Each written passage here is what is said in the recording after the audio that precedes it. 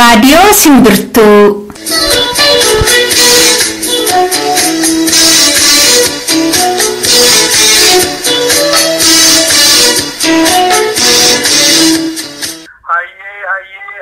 Tokkicha waaqa gurraacha waaqa Oromoo waaqa bokkuu sibiilaa waaqa shanangadaa waaqa sagaltaman garbaa waaqa dalgan booranaa waaqa ciicoo gurraattii waaqa siiqqiyaayyoo nagaadha walitti nu deebistee waaqa waliin nu dubbachiis nagaaf kabajisiifa haa ta'u handeeme nagaan haa galu fayyaaf nagaa nuuf haa kennu han dhalatte haa guddatu han guddate haa buru barri nagaa haa ta'u bariin nagaa haa ta'u gaarga nagaa haa ta'u guddinni nagaa haa ta'u galgalli nagaa haa ta'u ganamni nagaa haa ta'u handuule mirgaan haa galu. Torbee eegnee waan torbeef ta'u qabannee qophiilee adda addaa fi sirboota isin bohaarsu kan jennus keessatti kan hammatu qabannee dhiyaannee irra dhaggeeffattoota raadiyoo Simbirtuu akkam jirtu nagaan keenya bakkuma jirtanitti isin biraa ga'u jenna. Har'as kan si waliin turru Andassuu Dulaa, Ililii Bilisummaa fi Caaltuu Faantaati. Akkuma beekamu sagantaa keenya oduudhaan tokko jennee qophiilee addaa qabannee dhiyaanneerra. Qophiilee keenya idilee lamaan iyyuu har'aaf hin qabnu. Qophii addaatu bakka isaanii waan qabateefidha. Kanaaf isaan sanaaf nuuf kolchaa jennee qophii addaa qaqqabnu immoo booda gurra isin buufna jechuudha. Kanaaf hanga xumura sagantaa keenyaatti akka nu waliin turtan isin affeeruudhaan amma gara oduu Caaltuun qopheeffatteetti isin dabarsa.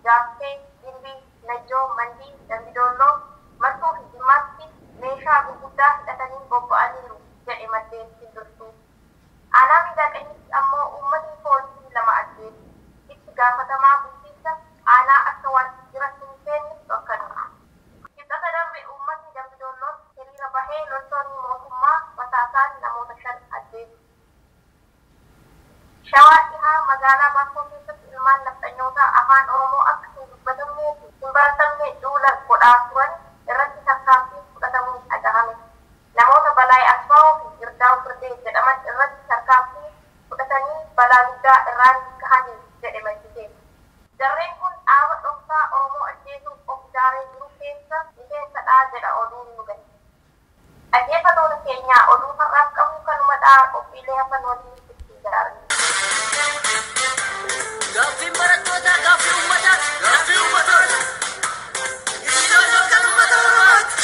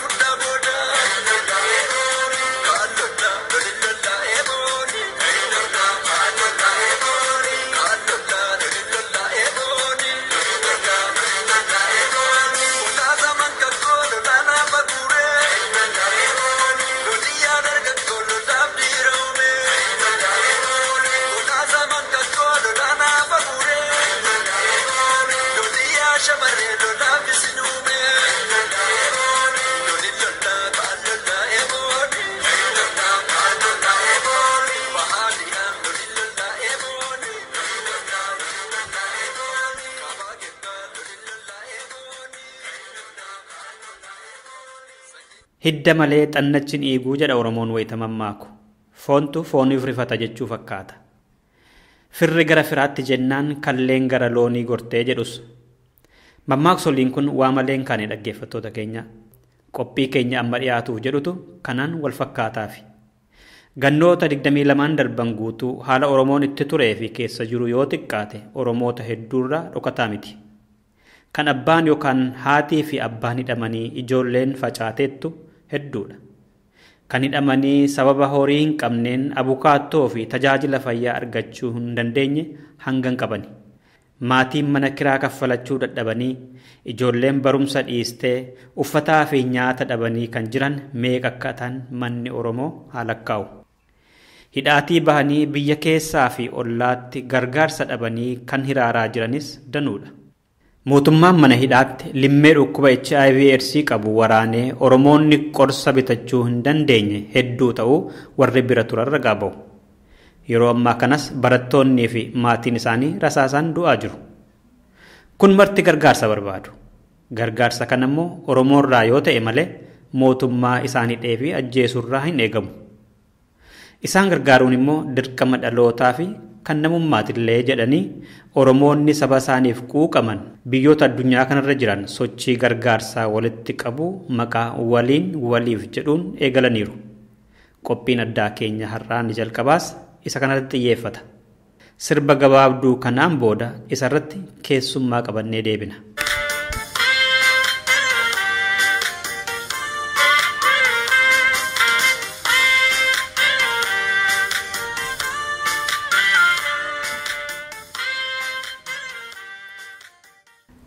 Dhaggeeffattoota keenya amma dhimma gargaarsa walitti qabu waliin waliif jedhamu nama nutti himan keessummaa qabannee dhiyaanneerra. Keessummaan keenya barbaachisummaa isaa ibsuurraa eegalu. Gara xumuraa irratti maqaa isaanii isaanumti iyyuu isinitti himu. Namoota eenyummaan isaatti dhagahame, sabboontummaa saba isaaniitiif qaban, laalaan saba isaanii itti dhagahamte waliif waliin jechuun eenyummaa isaanii mirkaneessuudhaaf, laalaa saba isaaniitiif mirkaneessuudhaaf kan gurmaawanii jechuudha. Kaayyoon isaa kan duraa namoota keenya kanneen mana hidhaa keessa jiran, kanneen nama gargaaruu hin qabne, kanneen maatiin isaanii quba hin qabne, kanneen bakka itti darbaman quba hin qabne, akkaataa namni ittiin wal hubachuu danda'uun, akkaataa silaa namni kutaalee hunda keessa hidhamtoota Oromoodhaa kan jiru, akkaataa ittiin arguu danda'an, akkaataa ittiin namni dhaqee namoota kana laalee gargaarsa kana godhuufii danda'u bifa dhooysaatti kan huccuu hin qabne huccuu malee kofoo takka ganna meeqa irratti erbee deemuu jira. Kan mana hidhaa san keessatti waan irra ciisu hin qabne simirtoon miila isaa naafeessitee jira. Kanneen garaa isaaniitti qoonqoo gahaa hin dhabne dhukkubaan saaxilaman kana hunda akkaataa ittiin wanni kun gargaaramuu danda'u, akkaataa ittiin isaan bira gahee isaan itti fayyadamuu danda'an, akkasumatti ammallee akkaataa isaan kana ittiin tajaajiluu dandeenyuu fi akkaataa isaan kana ammallee bifuma akka looyaraa taatu waanuma addaa takka isaan kanaaf godhuu dandeenyu, waan isaan kun ittiin gartee jiraatanii fi isaan kanaafillee mormii addaa tokko godhuu dandeenyu waldaan kun ijaaramee. Amma maqaamti isaayyuu akka ibsutti waliin waliif jechuun nutumti Oromoon Oromummaadhaaf jennee Oromoodhaaf haa birmannu kan jedhu fakkaata. Amma Oromoonni kuma hedduutu manidhaa keessa jira jedhama. Isaan kana hundumaa qaqqabsiistu abukaattoo nama dhabee jiruufaa abukaattoo dhaabdanii ijoolleen isaanii kan mana barumsaa hin deemneefaa mana barumsaa akka galtu gootanii kiraa manaafarraa kaffaltanii qorsa faatti bittanii hundumaaf waliin ga'uuf dandeessu moo akkamitti yaaddaniitu adda hojii? Wanni kun maqaan keenya nama miliyoona dila kanaaf waliif waliin jechuun Oromoon if malees wal malees nama biraa hin qabdu. Nu bira kutee waan kana godhuudhaaf hanga sadarkaalee dhaabboottii gartee addunyaa tana keessaa illee warreen mul'ataa argaman keessaa illee warri dandeettiidhaan dura dhaabbatanii gaafachuu danda'an, warreen gartee waa caalaa hojjechuu danda'an waan jiraniif jecha kanaaf gartee isaan kana gargaaruutiin nu qofa osoo ta'in sagalee kiyya kanarratti ummanni Oromoo kan dhagahuu danda'us ni jira, ka gurraan dhagahuu ni jira, ka waan kana haga tokko hubatus ni jira. Kanaaf waan kana godhuu keenya dirqama keenya kuta hanga dandeenyutti ni boonaa jennee yaannaa jechuudha. Hanga dandeenyutti maaliif hanga Oromoon nu malee nama biraa hin qabnetti rakkoolee maatii warra abbaan irraa hidhamee jira, maatiin isaanii har'a diida keessatti saaxilamtee jira. Kan haadha abbaan irraa hidhamanii jira. Kan haadha abbaan irraa dhumanii jira. Kanaaf haga dandeettii teenyatti bakka silaa furmaanni irraa argamuu danda'u hunda ni argama jennee ni goona jennee walirratti abdii fi ifirratti abdii caalaa ammaa saba keenya irratti abdii keessattuu dargaggoo fi shamarran keenya amma lafaa ol yaa'u kana hundaa'u hubachiisnee bifa addaatiin caalatti waan kana godhuu ni dandeenya. Wanni godhuu hin dandeenyeef hin jiru. Bifa waliin gahuutiinis tooftaa adda addaatiin akka isaan kana qaqqabuu godhuu yoo nuti walitti dhufne haalli nuti walitti dhufnu kunuu murteessaadha jeetii yaada ni danda'ama jeetii yaada. Namni isin gargaaruu barbaade akkamittiin isin argee isin gargaaruu danda'a? Ammaaf gargaarsa isin barbaadan maaliin jalqaba kanarratti? Tokkoffaa duraatiif amma jireenya isaaniiti. Jireenya isaaniitii fi waan isaan uffatan jechuudha. Kanatti aantee gara qorichaatti tarkaanfachuu dandeenya jechuudha. Hundinuu wal qabatee waan deemuuf jecha hidda tokko waan ta'eef jecha qorichinii fi maalleeniinis walitti hidhaa jira jechuudha. Sadarkaa duraatti yeroo ammaan sana waan kana dhiheessine kan gara qorichaattis kanaan wal qabatee dameelee gara gartee waa'ee qormaata dawaatiinis walitti hidhannee waan kana godhuudhaaf tajaajila guddaadha jeetii yaadaa jechuudha. Amma lafa bal'aadha Oromoon kan jiru biyya alaa kanatti. Biyyoota hundumaatti akkamittiin namni horii walitti isinii qabuu danda'a jechuun namni horii isinii kennuu barbaade uf dhiyootti biyya jirutti kennuun haalli mijataadha biyya adda addaatti.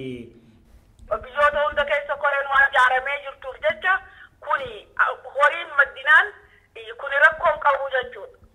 Dhaamsa walii galaa yoo qabaatte carraan sii kenna.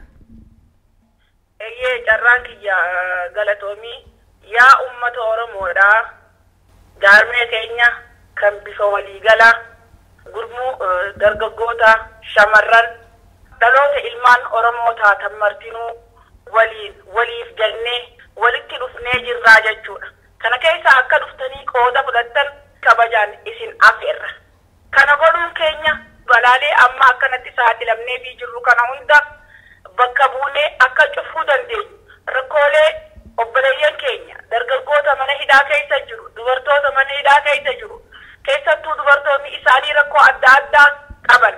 Rakkoolee kana hundaahu nuuf ja'anii baadhatanii obsanii mana hidhaa kana keessatti kan filati janjanne kan maatiin qabne kan firrisaa bakka inni jiru hin beekne hunda biyya keessattis waan kana qindeeffannee waan jirruuf jecha akka nu wajjin dhaabbattan kabajaan isin gaafanna. Hidhamtoonni keenya akka sabaattis namni saba isaatiif jedhame Oromoo malee waan hin qabneef nu malee nama biraa waan hin qabneef gurra keessanii naqattanii akka hin teenye haala fokkosaa keessa waan jirruuf haala hatattamaatti odeessa keenya kana kan isin dhageessisnu yeroo gabaabaa keessatti waan ittiin bahuu jiraannu arguuf jiraattanii akka isinis nu jalatti hirmaattan gara maxxansaa keenyaatti gara maxxansaatiif waan adda addaa irratti yeroo gabaabaa keessatti isin hubachiisuuf jiraanna. Kanaaf akkaataa bakka itti walitti dhiyaachuu dandeenyu fi kutaalee addunyaa kana keessa kanneen facaatanii jirtan maqaa kana dhaggeeffattanii waliif jettanii akka gartee nu barbaaddan nuus isin barbaanna. Kaayoo isaa isiniif maxxansinaa. Kanaaf akka hubattanii nu hordoftan saba tokko wal malee hanga qabnetti wal maddii dhaabbannu.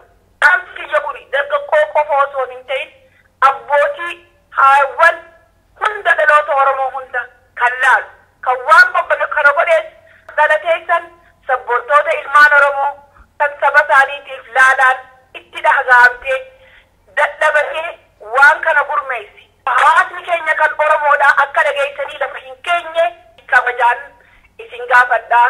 Galatoomaa an urjii dhaabaa.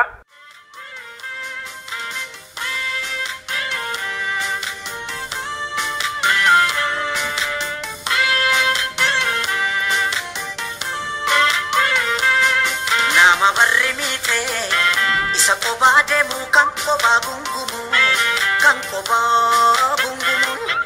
waa'ee isaa dubbachuuf otoo himuu ka'ees dubbatameen dhumu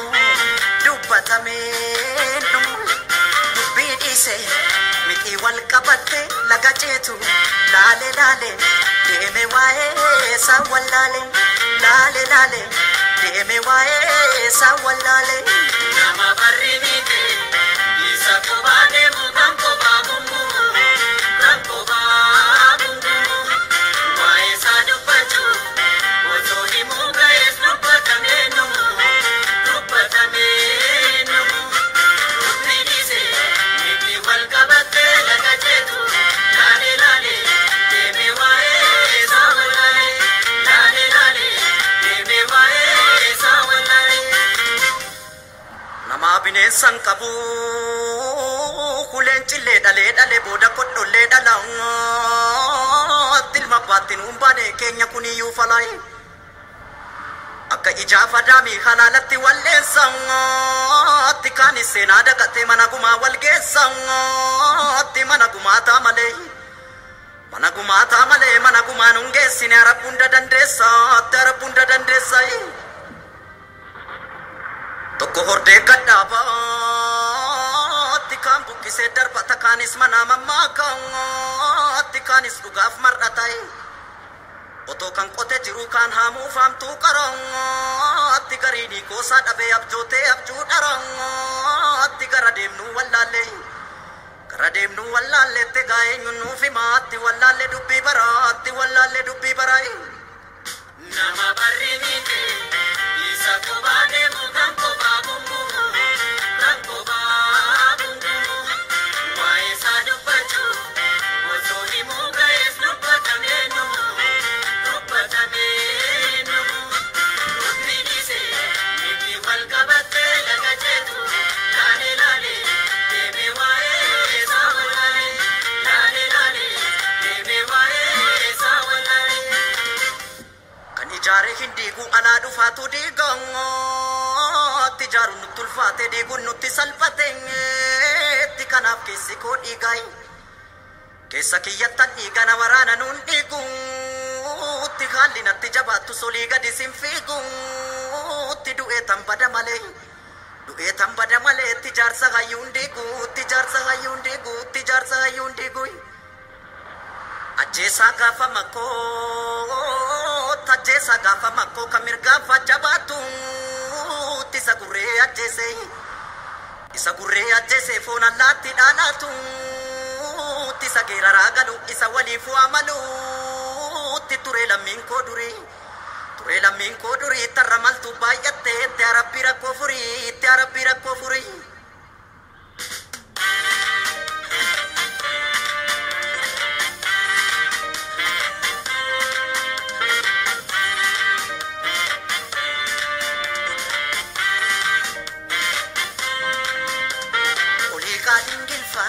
Goota baddaasa yoo dhabne wayyo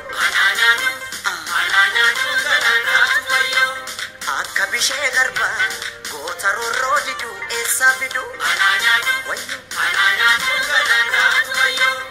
akka lemoo qilxuu hayyuu gaaratti hafee waa madafee akka taaddee birruu kan lammiisaaf dhiigu eessaa argu akka waaqoo guutuu goota baddaa baalee maaltu caalee.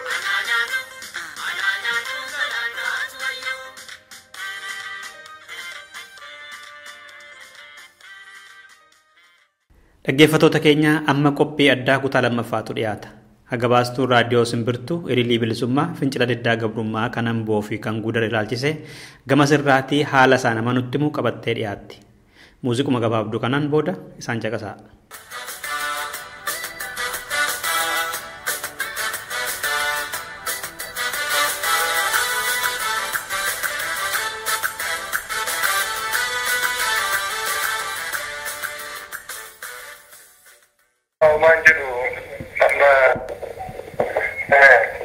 Okay, lamaan kaano?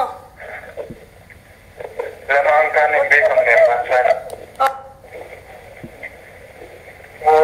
Rakimay, yalir kita jud mana chawis. Okay, isang kaano amma maalirra jiran tankin sente kam taate tasgabbiin akkam Islam? Isaan kan mo nama hedduu qabanii hidhanii matoode bakka jedhamu bakka meeshaa rasaasa naannoo itti oomishamu. Okay. Nama baay'ee moo achi galchanii bikka mana hidhaatti moo? Ayyee amma maaltu jira yeroo ammaa tana keessa silaa akkam yaalli? Amma homaan jiru tasgabbaa'ee jira. Garuu guuturirraa gara naqamtee karaan wanni jedhanii jira cufanii jira. Isaantu akka namni hin seenne karaa cufanii jiranii? Gurmuun ijoollee wayii amma gama sana jiru. Karaa cufanii fincilaatuma jiru. Okay, fincillittuma jira jechuudhaan dhaabbanne. Kan naannoo biraatiin wal qabatee wanni wal quba qabdan ni jira? Wanti wal quba qabnu jiru. Ayyee amma namni ka beekamu amma kanuma jahaanuma sanii jechuudha magaalaa Amboo keessa. Ka du'e. Damaan isaanii magaalaa Udari Amboo miti. Amboo Kaleessadha. Kaleessa nama meeqaatu du'e Amboo keessatti?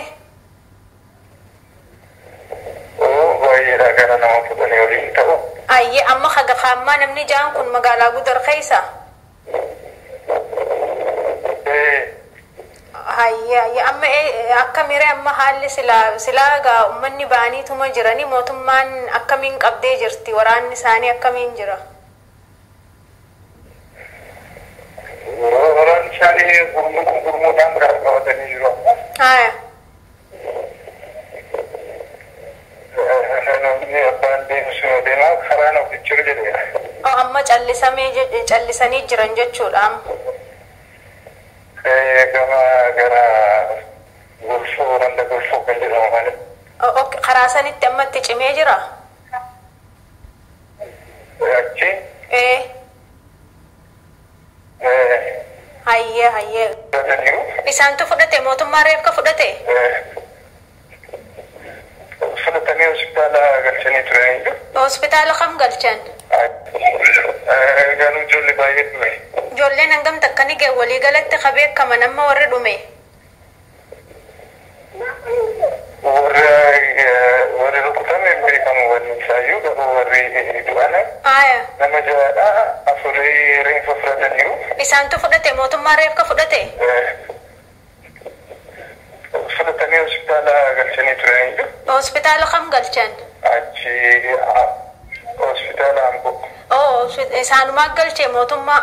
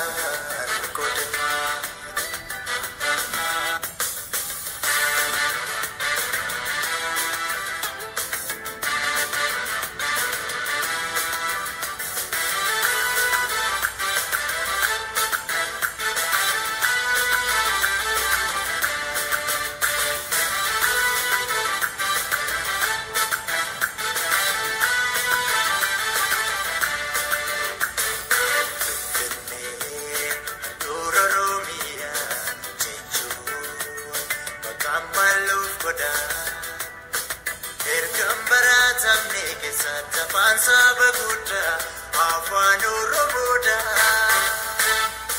ilmalmana biyya keenya injiniru murreedina buraayyuuf sabbataan gaba galaanis keenyuwa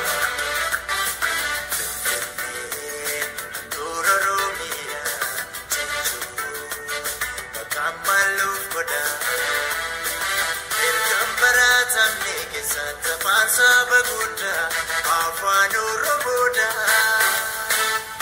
Timbarwanu makabira karana lamnes ada kamna ita kenya kana masana oromia wa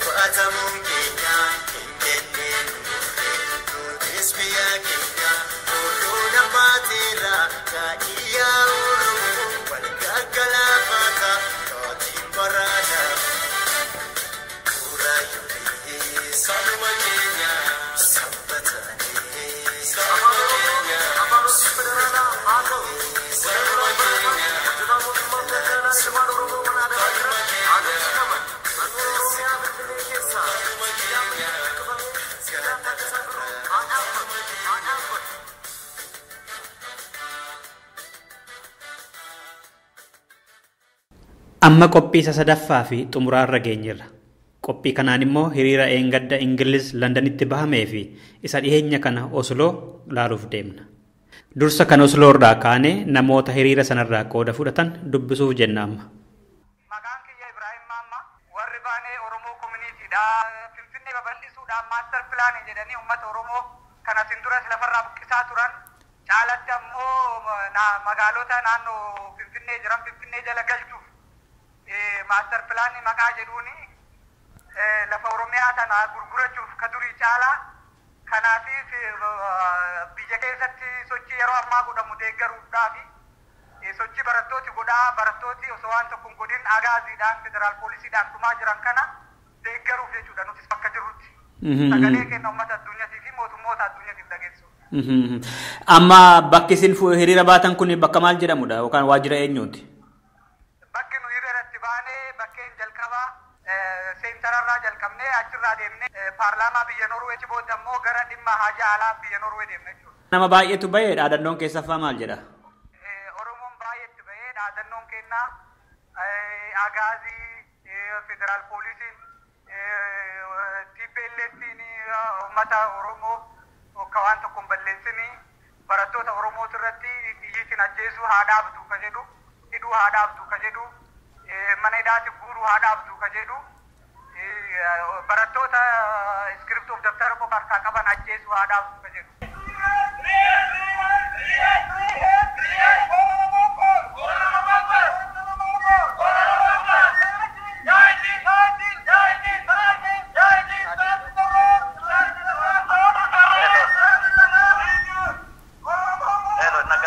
Nagaa mayee akkam jirtu eenyu jedhu? Ani dargaggoo Abdii Gammadaa Caalii qindeessaa hiriira nagaa kanaa keessaa tokkodha. Rakkoo yeroo ammaa biyya Oromiyaa keessatti ta'aa jiru barattoonni Oromoo hidhamaa du'aa keessumatti yeroo ammaatti rakkoo waa'ee Finfinneedhaa wajjin wal qabate wantoota akkasii kana hidhamuuniif du'uun barattoota Oromoo saba Oromoo akka dhaabbatu kana mootummaan addunyaa akka beekuuf jenneetudha kan hiriira nagaa baane. Sagaleen saba Oromoo saba bal'aa dhaga'amuu hin dandeenye akka dhaga'amuuf mootummaa addunyaatti hiriira nagaa yeroo adda addaatti qopheessine hiriira nagaa walirraa cita hin qabne qopheessinee akka dhageessisu kanan dabarsuu barbaada.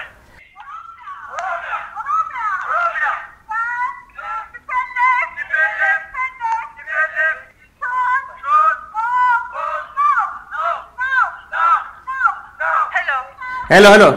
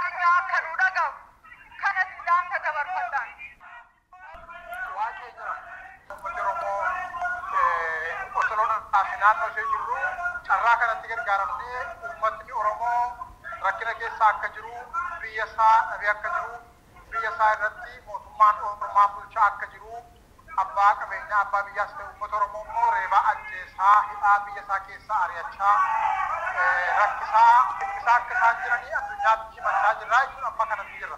Mee namoota sagantaa kana dhaga'anii fi miidhaan har'aa keessattuu jidduu kana waa'ee Finfinneetiin wal qabatee miidhaan barattoota Oromoo fi uummata Oromoo irra gahaa jiru hagamidha obbo Waaqee?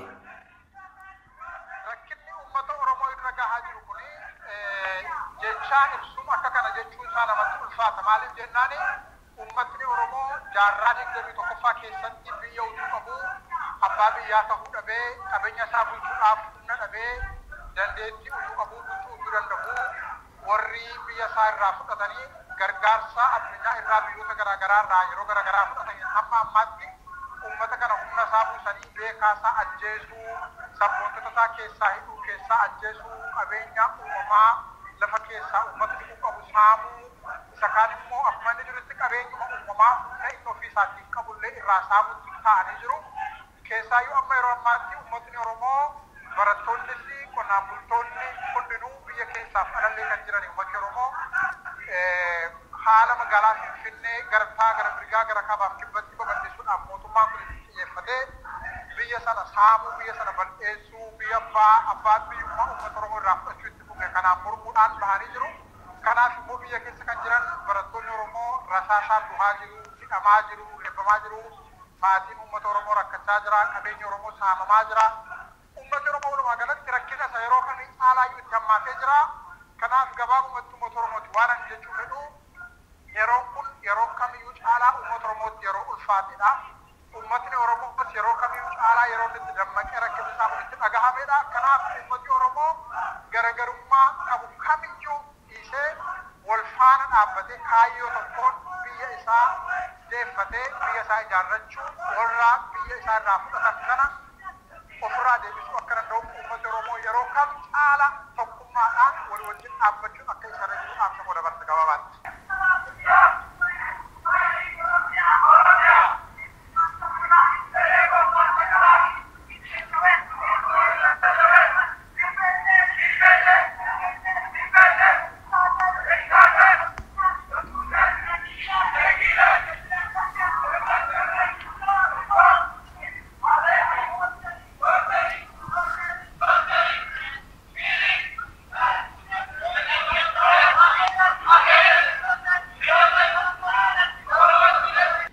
Hiriira sanaan booda Oromoonni walgahii ta'aniiru.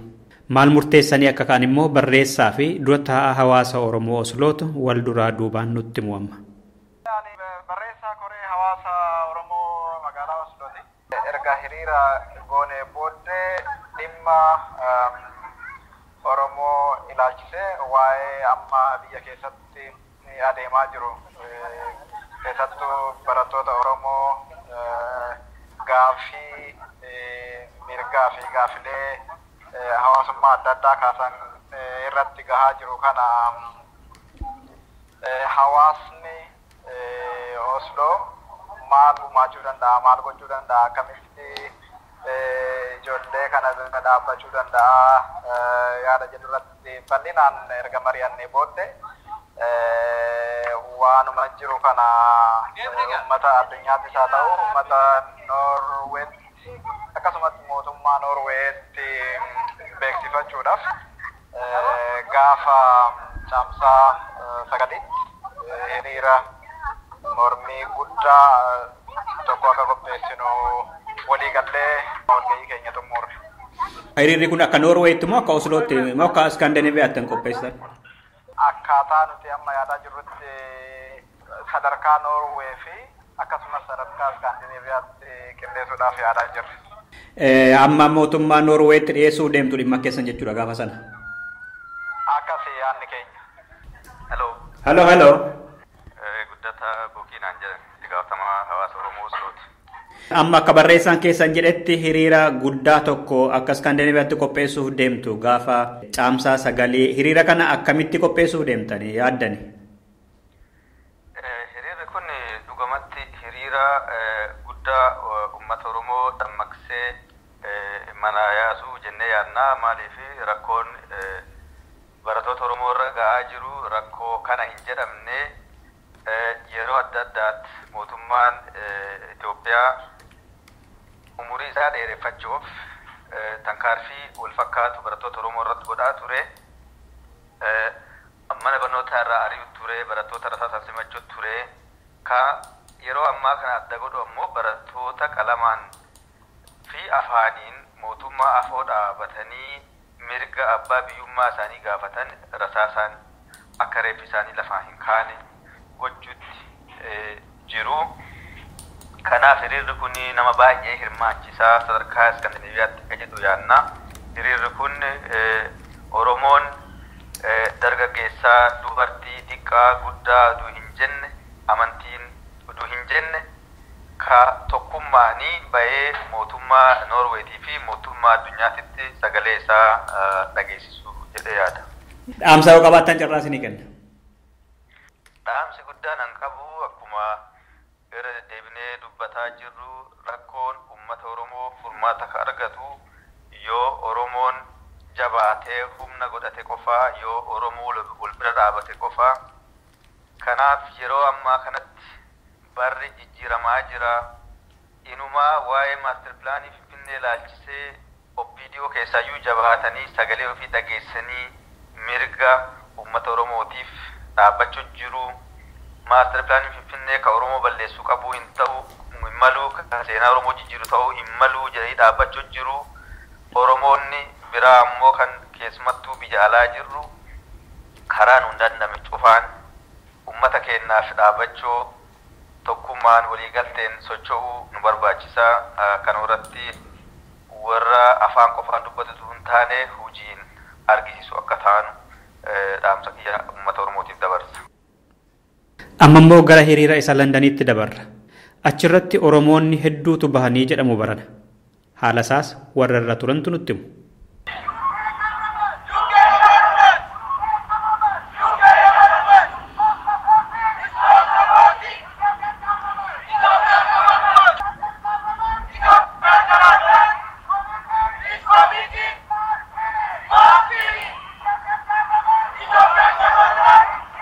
Let's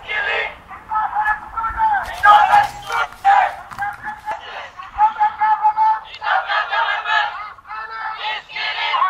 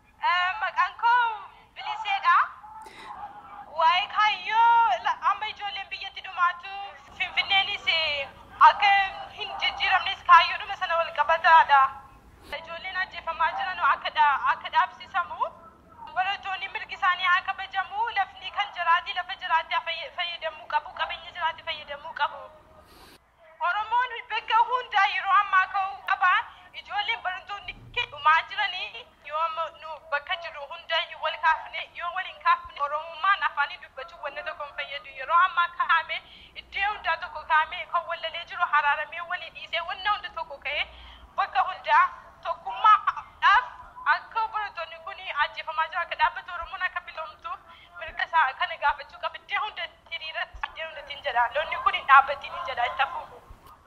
Ani Taamiraat Leechaan jedhama. Kan baanee fi biyya keessatti Oromiyaa keessatti TPLF'n yookaan wayyaaneen uummata Oromoo barattoota Oromoo ajjeesaa waan jiraniif nuyi asitti baanee too isaan sappoortii gochuudhaaf maaliif barattoota Oromoo ajjeeftu jennee akkasumas immoo Finfinneen kanarra ballachuun qabdu Finfinneen lafa Oromooti jenneeti kana mormuudhaaf asitti warra qeerroo biyya jiru bira dhaabbachuudhaaf as gadi baanee iyya keenya dhageessisaa jirra. Uummata hedduutu asitti argame London keessa Oromoo hedduutu jira. UK bakkee garaagaraa irraa dhufanii akkanumatti jechaadha Londonitti akkasumas immoo Manchester keessatti hiriira nagaa ba'anii jiru jechaadha. Guyyaa har'aa kana jechaadha. Hello Dr. Gizoo. Xalayaa galfattan kan galfattan maal jedhaa deebiin argattanoo eenyutti dhiyeeffattani?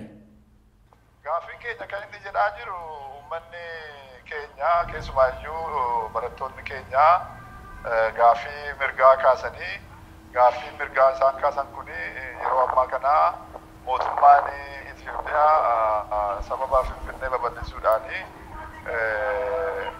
uummata keenya lafa isaarraa buqqisee akka adeemsisaa jiru ijoolleen mormanii jennaani ijoolleen morman kana ammoo deebiin mootummaa sanaa ammoo ajjechaa fi ariisaa hidhaa ta'uusaa mormineeti kan nuyi dhiyeeffanne. Eenyutti isinii dhiyaata moo iyyannaan keessan garamitti deema? Muummicha ministeeraa bira isinii gahaa moo garamitti? Iyyanni keenya amma kallattiidhaan kan dhiyaatu ministeera dhimma alaatti dhiyaata. Keessumaayyuu deeskii Afrikaatti dhiyaata. Karaa sanatu muummicha ministeera biyya kanaatti dhiyaata jechuudha. Dhaamsa hoo qabaattan carraa isinii kenna Dooktar? Nama mirga isaatii fi iyyataa jiru kanatti keessumaa ijoollee dhumaa jirtu kanatti uummata keenya biyyaatii garatti deebi'aa deemu jalatti hundumtiyyuu dhalaa fi dhiiratu hin jedhin akkasumas immoo ijoollee dargaggeessaa ga'eessa utuu hin jedhin itti dirmachuutu irra jiraa jedha egaa aljannummaan dhalate.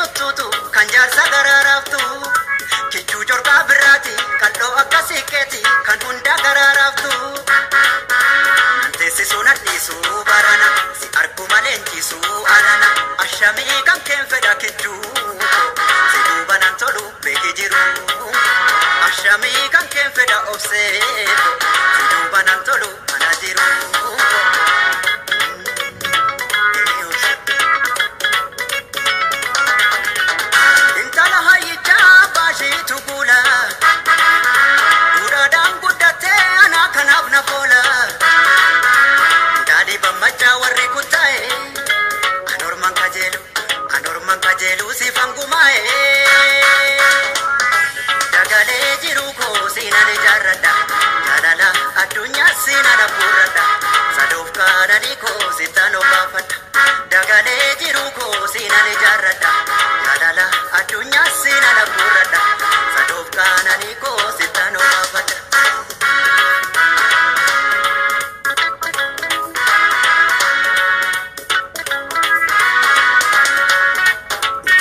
si jaalle hincabu hin dhibbisu Okara kaasanis waraanni jaalalaa sirraana nambisu Waliif nu gumaachera homaana shakkisiisu Harki rabbii badhaadha gaafa nama badhaasu badhaas nama namaas Baana nan si jaalle hincabu hin dhibbisu Okara kaasanis waraanni jaalalaa sirraana nambisu Waliif nu gumaachera homaana shakkisiisu Harki rabbii badhaadha gaafa nama badhaasu badhaas nama namaas Gaafa nama badhaasu badhaas nama namaas Gaafa nama badhaasu badhaas nama namaas Keessummoota keenya warra gaaffiif deebii nu gargaartan hundaan galatoomaa warra immoo caqasaa turtaniin horaa bulaa jenna. Qophii keenyarraa kanumaan xumurreerra. Kan isin waliin turre Caaltuu Faantaa Ililii Bilisummaa fi Andassuu Duraati.